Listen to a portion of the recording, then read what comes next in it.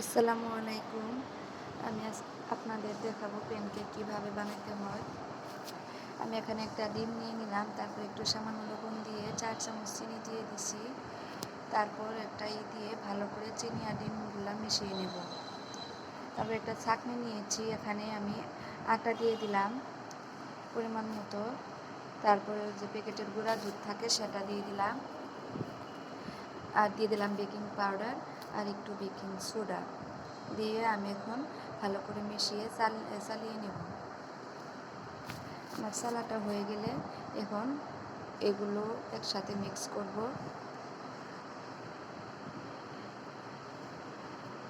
আমার মিক্স করা হয়ে গেলে আমি এখানে একটা ভ্যানিলা এসেন্স দিব একটু, তারপর একটু দিয়ে দিলাম দুধ দিয়ে আর একটু আমি গুলায় নিব। এই তো গুলানিটা এরকম হবে। এখন চলেন বানিয়ে দেখাই। আমি যে চুলে একটা ফ্রাই প্যান বসিয়ে একটু তেল দিয়ে দিচ্ছি। আমার কাছে ব্রাশ ছিল না, সেই জন্য আমি একটু ভালো নেকটা নিয়ে মুছিয়ে দিলাম। তারপরে যে একটু করে দিয়ে দিলাম, এখন ঢাকনা দিয়ে ঢেকে দিলাম। এই তো আমার প্রথমটা একটু ফ্রাই প্যানটা একটু গরম হয়ে গেছিলো বেশি, সেই জন্য হালকা একটু পুড়ে গেছে। এখন আমি আরেকটা দিয়ে দিব, দিয়ে ঢাকনা দিয়ে ঢেকে দিলাম। 2 মিনিট অপেক্ষা করব। তো আমার এটা হয়ে গেছে। আমি এভাবে করে সবগুলা কেক বানিয়ে নিব। একটা ডিম দিয়ে আপনারা 5টা প্যানকেক বানাইতে পারবেন।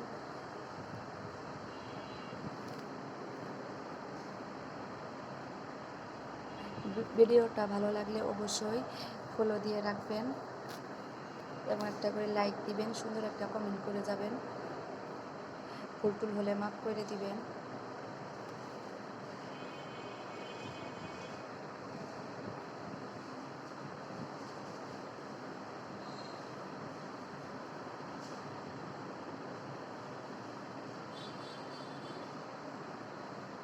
আমার তো বানানো শেষ। এই তো এই একটাই ছিল। এই তো আমার প্যানকেক। অবশ্যই সুন্দর একটা কমেন্ট করবেন যে কেমন লাগলো।